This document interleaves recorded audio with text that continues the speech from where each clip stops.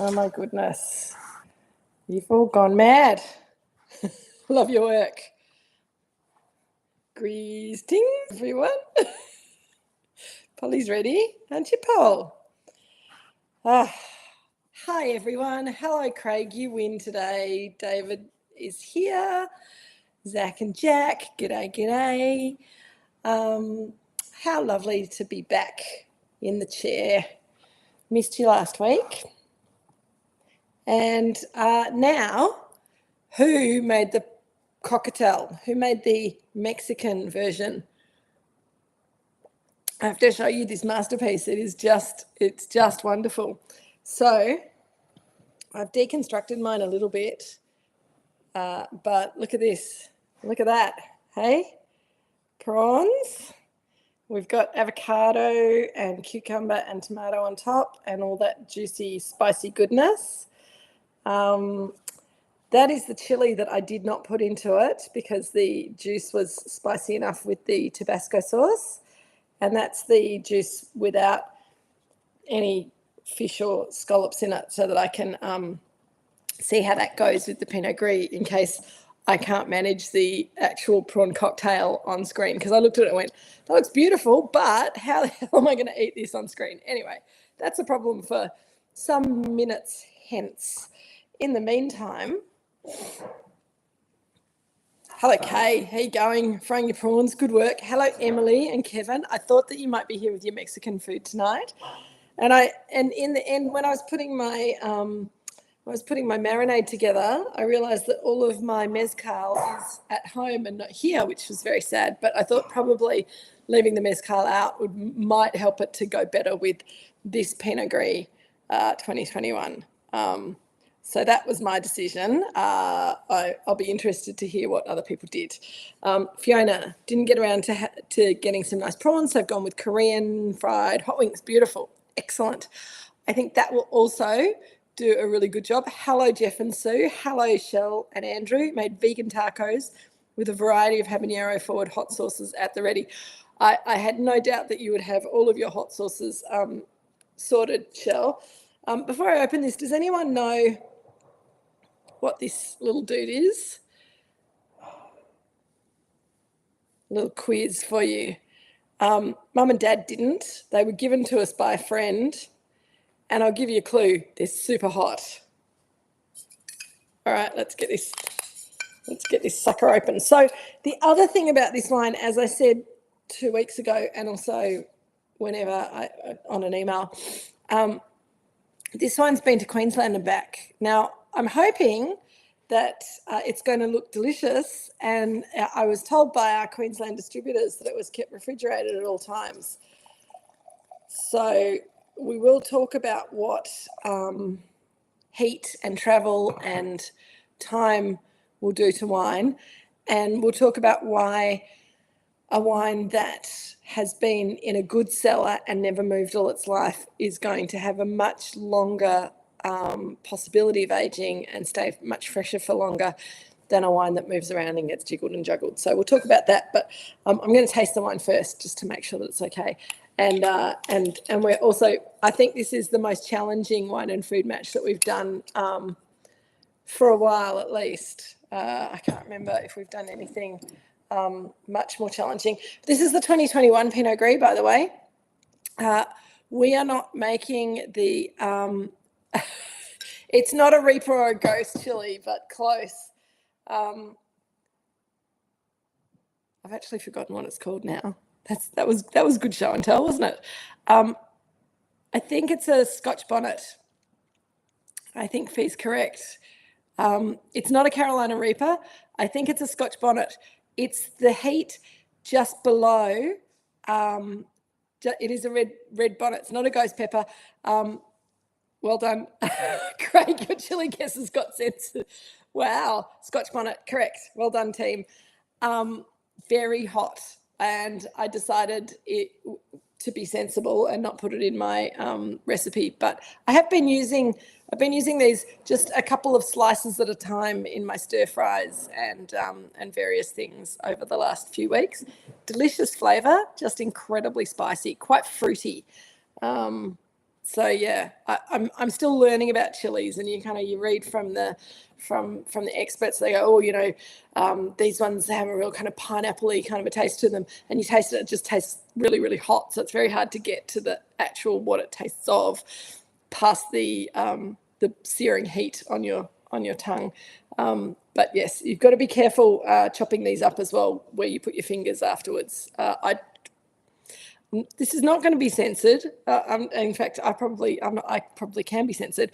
But I thought I had washed my hands very carefully after chopping up a chili once, and put my contact lenses in, and regretted it instantly. Yes, enough said. Anyway, nice colour on that wine. It's a little bit more developed than I remember the 2021 Devil Bean Creek Pinot Gris being. Who else? Scorpion. Who else have I not said hello to? I think I've said hello to everyone. Okay, cool. Steed Bonnet. David is making jokes that I don't Pete. Help. I think David's being funny, but I don't get it. All right. Pinot Gris. I'm going back to the Pinot Gris. Backing away. Flag means death. Excellent. Okay, David. I've only watched one episode of that so far, so I'll have to catch up. It is pretty funny though. He's pretty good. Did you want the chili? No. He's come to get the wine. All right. How is your wine looking? Yes. Good, Craig. Thank you for bringing us back to the wine. Very mature on the nose. Smells older than it is. I agree. It smells much more developed than the last round of this wine that we looked at. And to be fair, Devil Bean Creek is not made to age in the way that the single vineyard wines are made to age. But I think the fact that we've lost a bit of the bright fruit from this wine, more than I would have expected at the age that it is, being from 2021. And it's developed some more honey and a little bit of spiciness, and a little bit of lanolin beeswaxy kind of character on the nose, are all signs that this wine has moved around a bit, has maybe got a little bit warm, that the temperature hasn't been constant. When we get together, not in Adelaide, but sometime in the future when we do, I think we need to do another Drinks with Kate Live here at some stage in the not too distant future. Dad has a really interesting tasting that we'll do of the 05 McIntyre Chardonnay. We have two small batches of that wine that have been stored in different places on the property. And the difference in the two wines is really interesting. They're both good, but the wine that was down in Dad's cellar all its life is fresher and better. And those of you who were at the lunch here on Sunday who got to drink it, that was from Dad's cellar. We'd had a bottle from the back shed where it was kind of up against a wall. And we've just got a dozen and a half there that we found. And it was more developed, more evolved, less fresh, still nice, but not as exciting as the wine that we had together. So we'll do that. Great with the Manchego, Craig says. Oh, you're having Manchego tonight. You didn't go the chilies.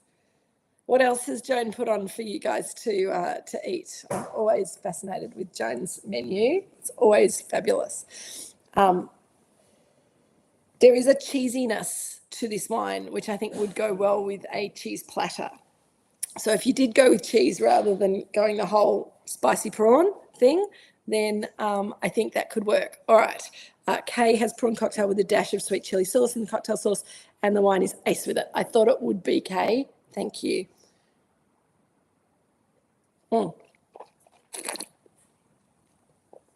So this wine has always had a little bit of residual sugar in it, but in the past, the fruit-forward character of the wine has hidden the sugar sweetness of the wine. Now, the sugar has come forward and caramelized a little bit from its time in bottle and its trip to Queensland and back. And that caramelized character has given this an amazing different palate structure, which is really cool.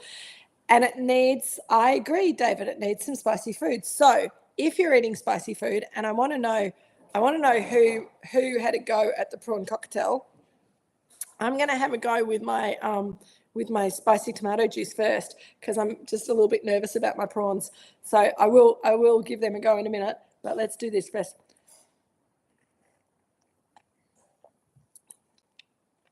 Spicy.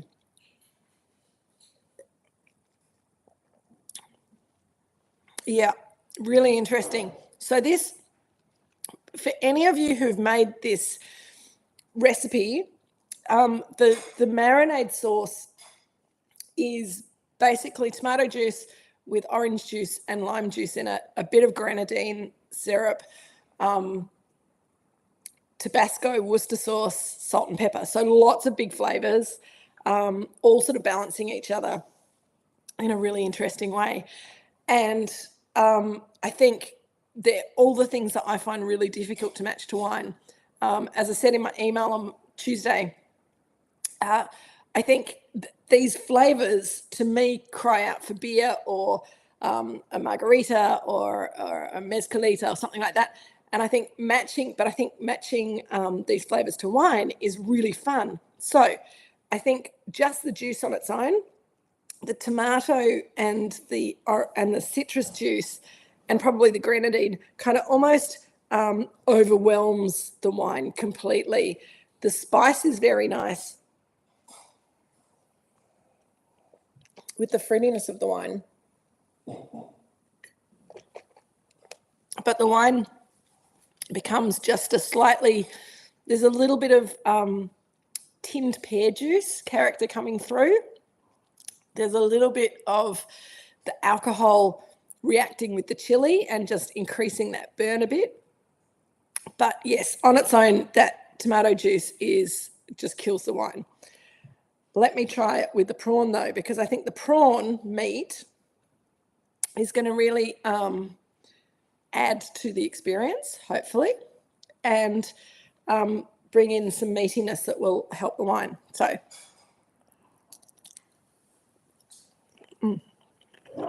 well, the prawn's delicious.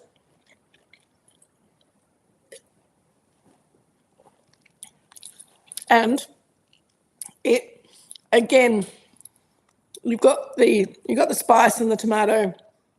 There's some coriander on my prawn. There's all those flavours that are quite challenging to wine and works quite well with the wine. But I've got to say, for me, for this match with my bottle of wine, I think the food is slightly overwhelming, but they don't fight. They don't fight each other. I think that the medium-bodied acid, that little bit of residual sugar, works really well with the spice. The alcohol and the spice kind of accentuate each other a little bit.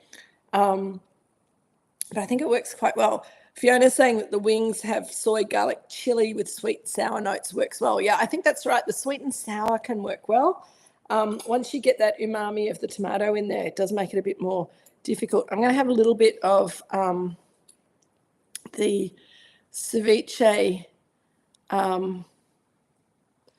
scallop with some cucumber, because that's another one that I think is quite hard to match to wine. And the scallop has taken on the flavour of the marinade, but also is a bit, as scallops tend to be, it's a bit stronger flavoured than the prawn, more fishy, less meaty, a bit sweeter. You'll probably think I'm mad, but I often find scallops have a slightly eggy taste to them as well.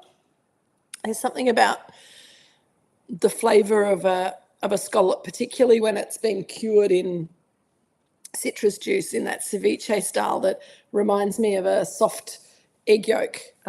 It's got that creaminess and that luxurious kind of texture.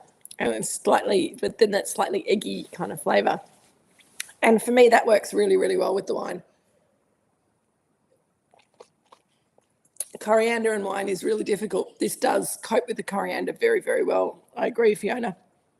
And I think, the scallop and the cucumber work better with the wine, much better with the wine than just the sauce, just the juice.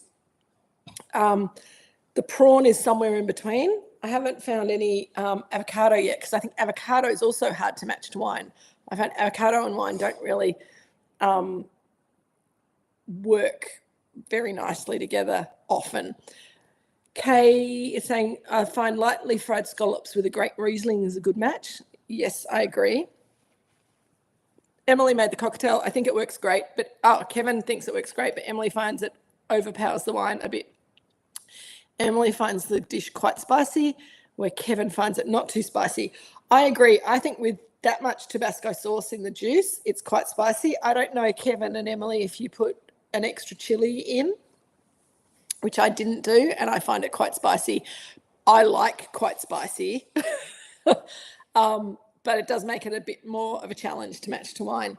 Nareem had one of these with Indian last week. We only had mild curries, but the wine still sat nicely above the food. Yeah, I think that's the trick, that it's safer if you go for less chili, less hot spice. But I really wanted to push the envelope tonight, because I think of all of the wines that we make, this is probably we made, because we're not making the Devil Ben Creek Pinot Gris at the moment. And I have a feeling that it's probably a wine that is of the past and not a wine that we'll be coming back to. I could be wrong. I think you guys have appreciated it more than most people. But it has been a hard wine to sell. I think it's a sad thing, because I think it is a great wine for these kind of spicy matches, tomatoey matches. So Emily's saying, yes, extra chili habanero from our garden. Okay, I'm going to go in here and see if I can find, where's my avocado, for heaven's sakes? I don't think I put any avocado in my prawn cocktail. I know. I think Jill got all the avocado. I keep getting more scallop. That's all right.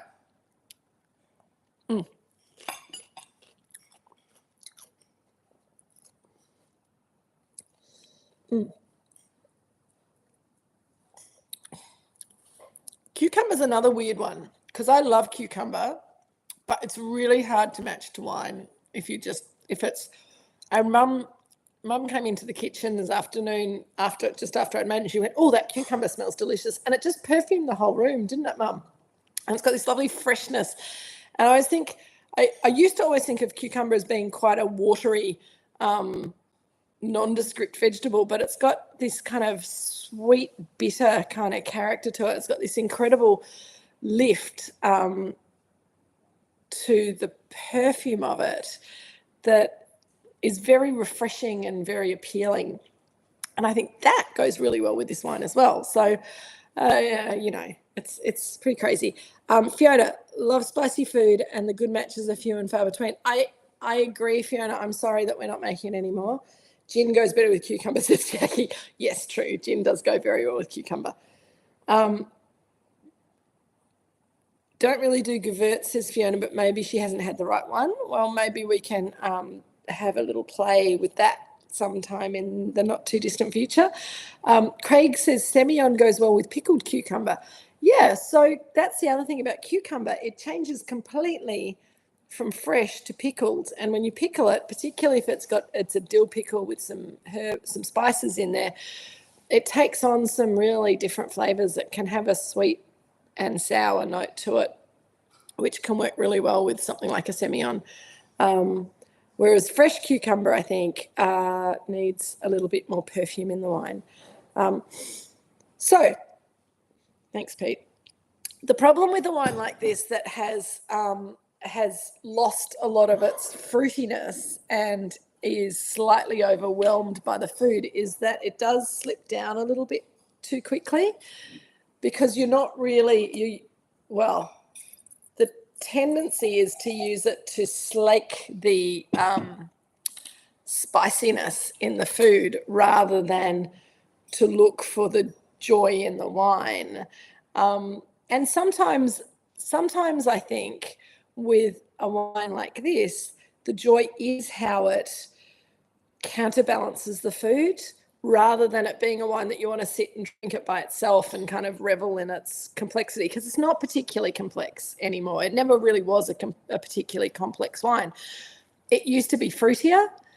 The bottle age has taken away some of the fruit, and the travel has taken away some of the fruit. So why does what's the deal there? So wine can be incredibly sensitive, and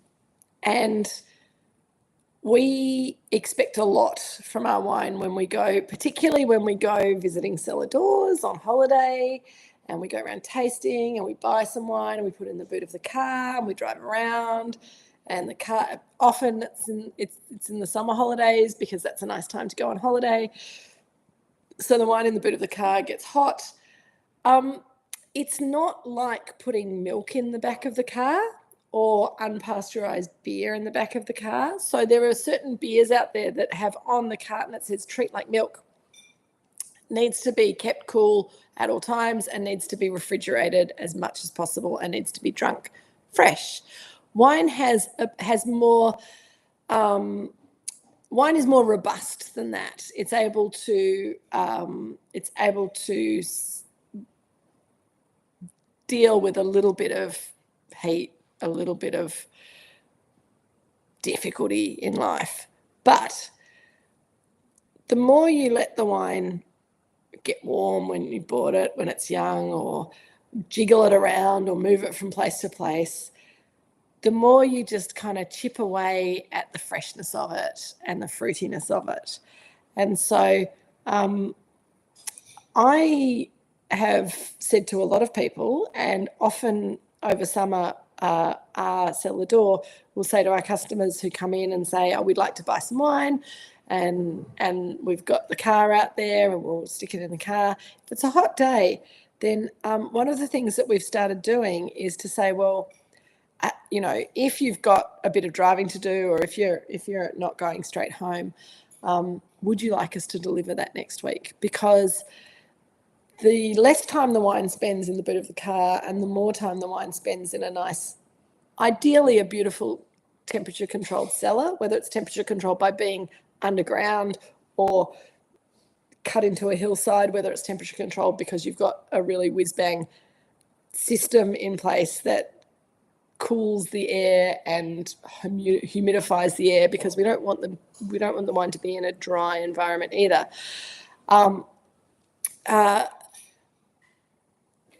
The sooner it goes into a good cellar, or the next best thing to a good cellar, and that might be a wine fridge, and make sure you remember wine fridge, not just fridge. A food fridge is quite different from a wine fridge, and a wine fridge is made for storing wine long term. A food fridge is not. A food fridge does all the bad things that you don't want to happen to wine. Craig, I love it. Craig says they're getting a fridge in the back of the car specifically for wine touring. I do not think that's too much at all. I think that's dedication to the cause, and I applaud it, and I'm very impressed. So well done. It does mean that you can only buy as much wine as fits into the car fridge. So I hope you're getting a big car fridge that fits into the whole boot so that you can buy as much wine as you want to.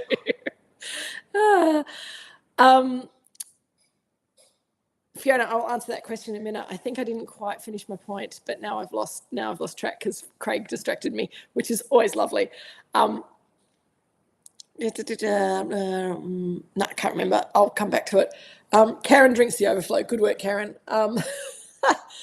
Heat effect on wine. Yeah. So always check out free freight. Absolutely, Jeff.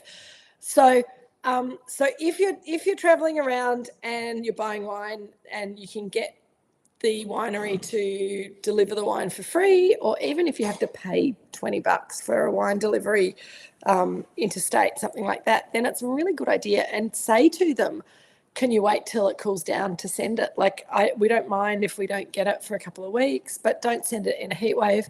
Don't send it on a Friday where it's going to sit in a Australia Post tin shed or van over the weekend and cook, because once wine gets to sort of, once it's in a car on a 40-degree day and it gets really hot, then that's what really destroys the fruit. So yes, Kay, heat effect on wine, it destroys the fruit, and you end up with a wine that the fruit's gone on, you don't get any development, and it's just really sad and disappointing. Excellent, Kay. Kay will put her 44-litre fridge in her car for Adelaide, which is not to be spoken of here, but excellent. Sounds good. So I don't think this wine has been dreadfully affected by going to Queensland and coming back, but I think it has been affected. And I think it looks like it's maybe 3 or 4 years older than it is. What do you think, Dad?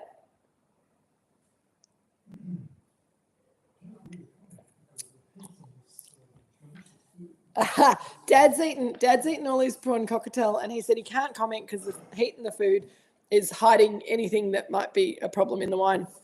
I think that is also a reason for, if you've got a wine that is maybe not quite your favorite wine in the world, or might not be quite the perfect wine to have with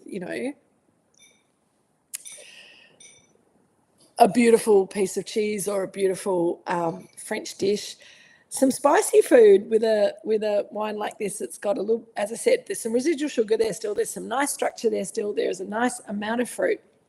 For me, it's more like tin pear juice rather than that lovely fresh pear that we were seeing in this wine only 6 months ago. But you put it with the food and it turns into a cooling, refreshing, washing down of the food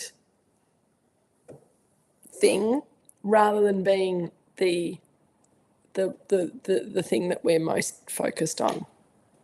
And I think that has a place in the world. And there's a lot of medium quality Italian white wine that is great for washing food down. But if you had it by itself, you'd get pretty bored with it pretty quickly. I was going to answer Fiona's question. Fiona has said, is that a different concept to bottle shock? Will it get better if allowed to rest up a bit? Interested if there's a difference in what is happening on a molecular level. I cannot speak to the molecular level because that is beyond my ken, but it is a different concept to bottle shock. I'm not sure. Craig, you did. I would have thought you would have got censored for that. Craig wants to know, does the wine taste dumber? I find I feel that way when I go to Queensland. I don't think YouTube was concentrating, Craig, when you wrote that. Well done. Apologies to all of our loyal Queenslander friends out there. Paul and Roz, I haven't seen you for a while, but if you're watching, I'm sorry about Craig.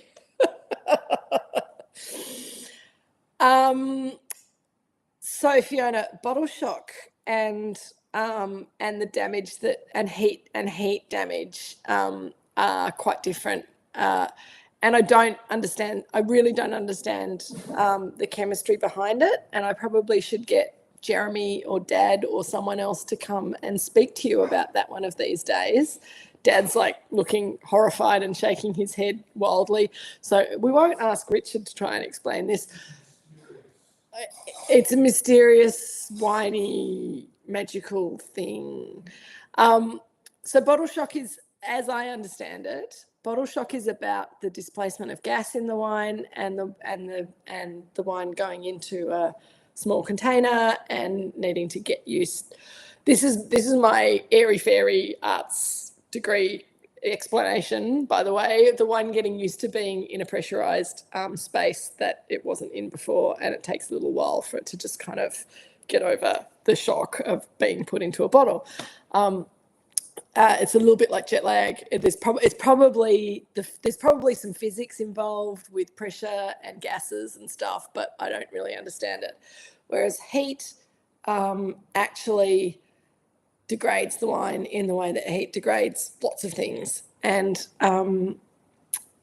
you can do things in wine making to heat stabilize wine as well as cold stabilizing wine, but it only works to a certain degree, pun intended.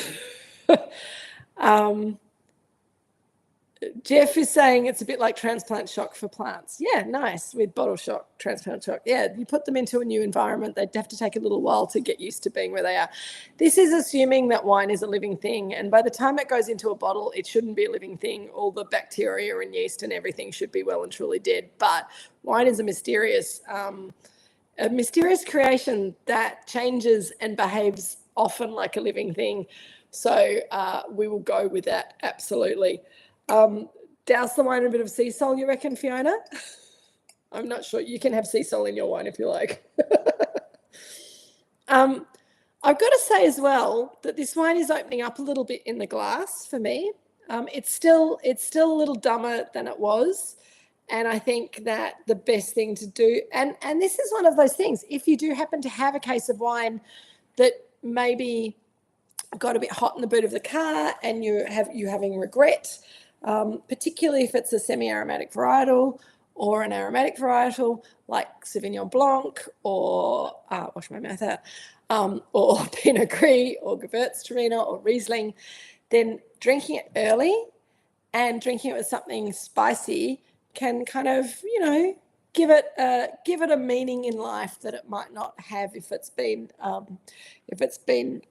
significantly damaged by.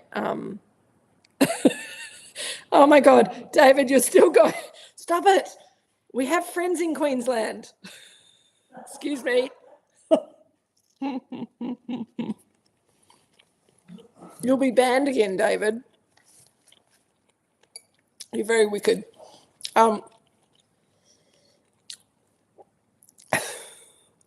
That prawn was delicious, I have to say. I've got 2 more prawns in there somewhere, which I'll probably have to wait until I finish talking to you to fish out, because do they, when they're in the sauce? Jill says they get better as you go down. I'm very excited about it.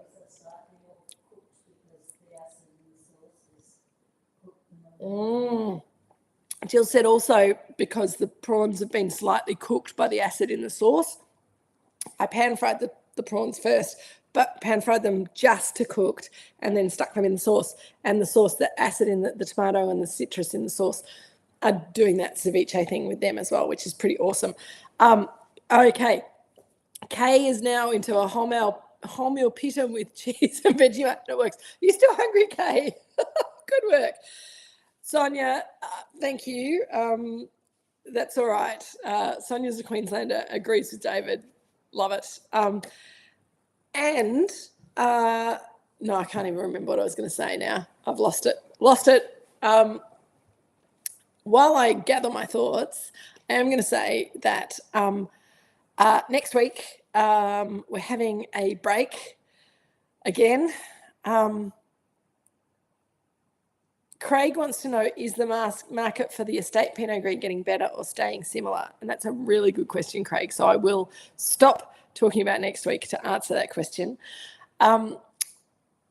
We are now selling estate Pinot Gris at a much higher rate than we were even 12 months ago.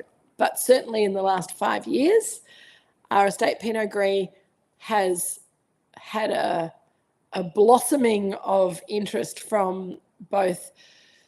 It started out with direct sales from Celador and you guys online. And I think that when we drink it together and we have it with the right food, it all makes sense. I think the fact that we're doing a Pinot Gris on skins, that we can look at the 2 of them next to each other, and the fact that we've had the older Pinot Gris to show off both on Drinks with Kate, and also we've been showing it at Cellar Door from time to time, has given people an understanding that this is not just your usual old entry-level Pinot Gris, but it's something a little bit special. So yes, the market for Pinot Gris is getting better for us, and we've made, in 2025, we've made a lot more Pinot Gris than we have in the past, which makes me slightly anxious, but we sold through the 2022 Pinot Gris in about 4 months, and that was without pushing it at all. So we're onto the 2023 Pinot Gris in Cellar Door now. The wine is getting better and better in a lovely, serious kind of a way. Drinks with Kate 2035, absolutely. Not your Nonna's Pinot Gris, absolutely, Craig. And I think, what was I going to say? I was going to say something really good and it just fell out of my brain. It's been that kind of a week, month, year, whatever. Pinot Gris, serious. No, gone. We are having a break, Kate. I'll come back to that. But yes, the market for the estate Pinot Gris is getting a lot better. And I think that the quality of Pinot Gris that we're, remember what I was going to say, the quality of Pinot Gris that we are growing in our vineyards that we lease now is superb. And if the wine that we have made in 2025 is significantly more than we've made in previous years, and it takes us a bit longer to sell, then that's okay, because, and I have remembered I've remembered the other thing I was going to say, because talking to our distributors who 2 years ago said to me, Kate, it's really hard to sell your Pinot Gris because we can get really good Alsace Pinot Gris or high-end Italian Pinot Grigio for a similar price, and people are much more interested in drinking that grape variety from the old world than from Australia. The prices for French and Italian Gris Grigio at the top end have skyrocketed, and all of a sudden our Pinot Gris looks like pretty good value for money, particularly as people are understanding that it's more serious, and a wine that can match to food and that can evolve with time, and all of the things that you expect from Alsace Pinot Gris, but that most people don't really expect from Australian Pinot Gris. So that was my point. Oh, we've got a cat fight in the courtyard that the dogs are helping with. So we might have to, if the dogs and the cats can't behave themselves, it's okay, Polly. If they can't behave themselves, we might have to cut this short. But I was saying that we're having a break next week because I'm going to Perth. So I'll be in Perth. The 2014 is so delicious. So back vintage of Pinot Gris, we have completely sold out of the 2013. So that's all gone, but we now have the 2014 to sell, and it's drinking beautifully, and I think it's delicious. And I think you're right, Fiona, matching it with food is really fun, and it does work with food that Pinot Noir and Chardonnay don't work with. So I think Pinot Gris is an important part of the Moorooduc portfolio. I think that because we've got a couple of them, I don't have John and Cotty on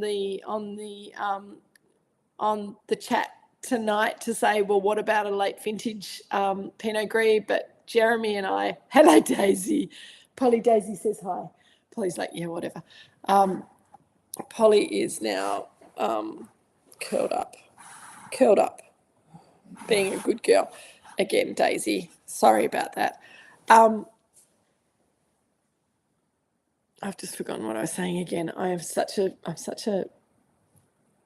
pea brain tonight. I'm sorry. I was talking about Pinot Gris 14. 13 sold out, 14's delicious, 14's available. Late harvest. Thank you, Craig. I am still banging on to Richard and Jeremy whenever they'll listen to me about making late harvest Pinot Gris. And I got Jeremy. Hi, Jeremy, if you're there. I got Jeremy at a weak moment a week or so ago, and he said, well, if we did that, it'd have to be under the experimental label. And I said, absolutely. So he's never said if we do that then up until now. So I think I'm making progress. Watch this space. Okay. So that's Pinot Gris, and we are coming back. Not next week, but the week after, when some of us will be in Adelaide and some of you will be watching us drink wine together from a hotel room in Adelaide. We will be doing the 2015 Robinson. Is it the Robinson Pinot or the Garden Pinot? I know it's the Robinson Pinot 2015, which will be Jeremy Sour Grapes Pinot Gris. Exactly, Craig. Gosh, you're getting not censored for lots of nasty comments tonight. You're doing very well. Jill, did anyone kill anyone? No. Oh, good. Cats are all okay. You can all relax.